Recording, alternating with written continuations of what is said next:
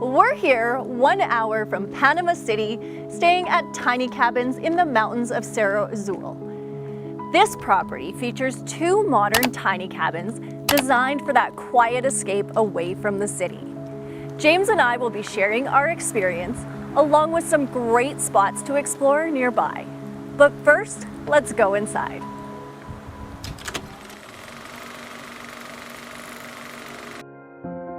Welcome to the tiny cabins in Cerro Azul, Panama.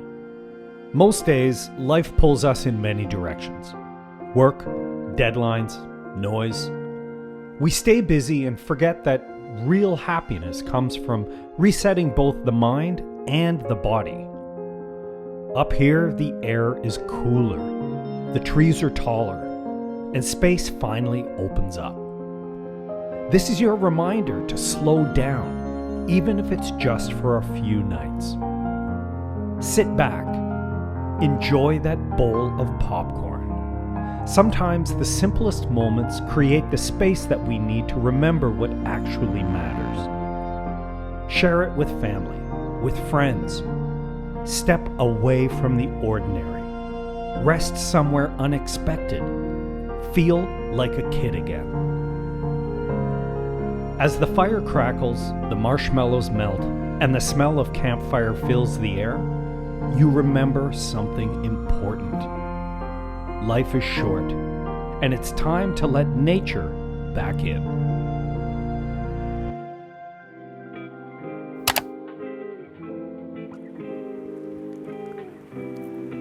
We are just getting ready to check out here from our 2-night stay at Tiny Cabins, and to be completely honest, this has been one of my absolute favorite stays. I just love it up here. James, let's talk about our first impressions when we pulled into the property. Okay, my first impression is I felt like I was flipping through maybe an architecture magazine that focuses on tiny cabins. I've seen stuff like this on Instagram for years, and I tell you, you pull in, you're not disappointed. You pull in and these, look behind me, I don't have to explain it to you, they're gorgeous. Then when you walk in, it is even better. No disappointments as you walk through, you approach, there are these, 14 feet of glass.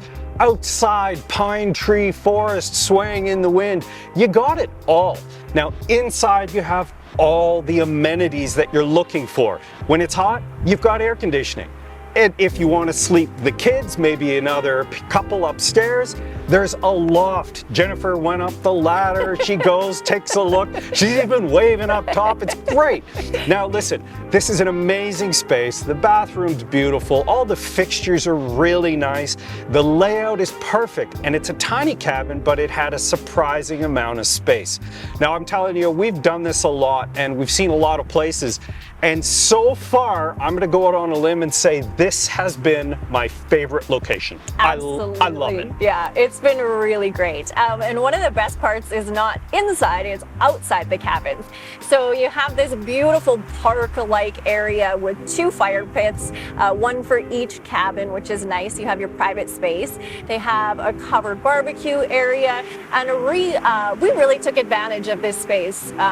James, despite the weather and the wind, worked his magic, and he was able to get us a fire going actually both nights we've stayed here, and it just felt so nice to kind of slow down, hang out by the fire. And I was saying to James, it just reminds me, the cooler weather included, of being in Canada in summer at the lake. You know, there's something about the smell. Hold it. The smell of campfire on your clothes. Right. There's something about that just triggers something in your brain. And this is what I'd like to talk about, and that is when you live in the city, you got kids and you got a job and you got responsibilities and you got credit cards, you got all this stuff in your head. You have to disconnect.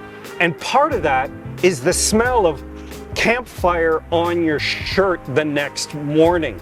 It's that feeling when you're making s'mores outside at night and you've got these 2 beautiful tiny cabins glowing in the background. It's a little bit surreal, and it's something that I believe that everyone needs to experience every now and then, because it gives you, it's like the great reset.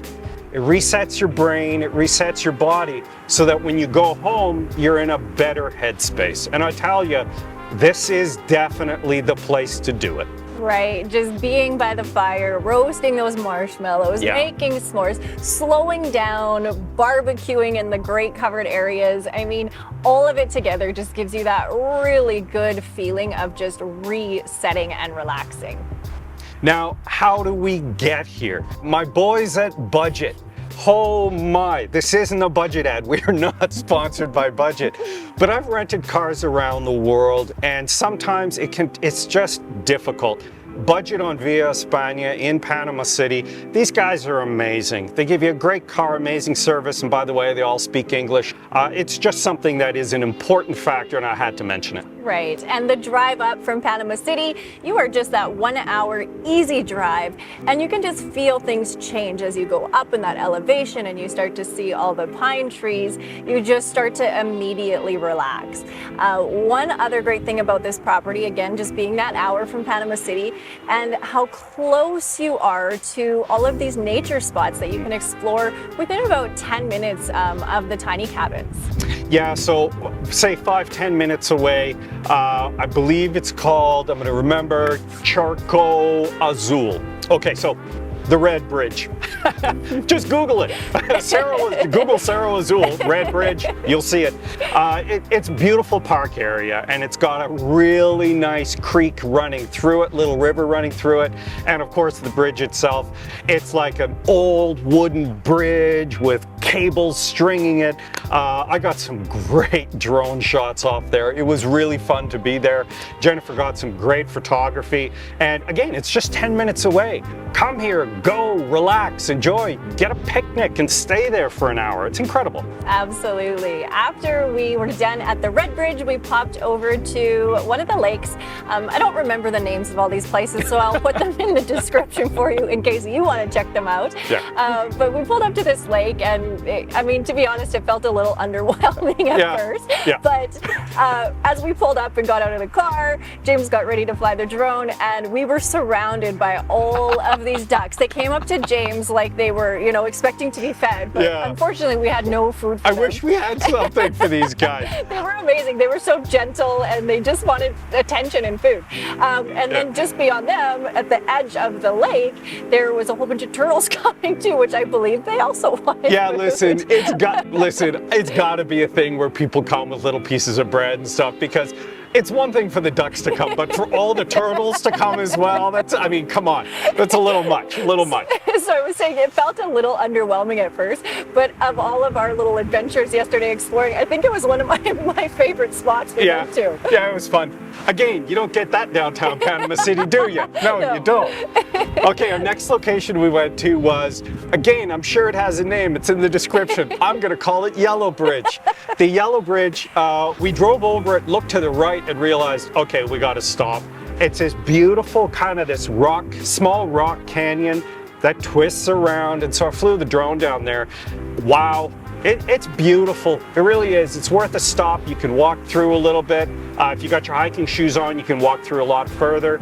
And again, it's just another, we call it a point of interest, but it's a point to relax.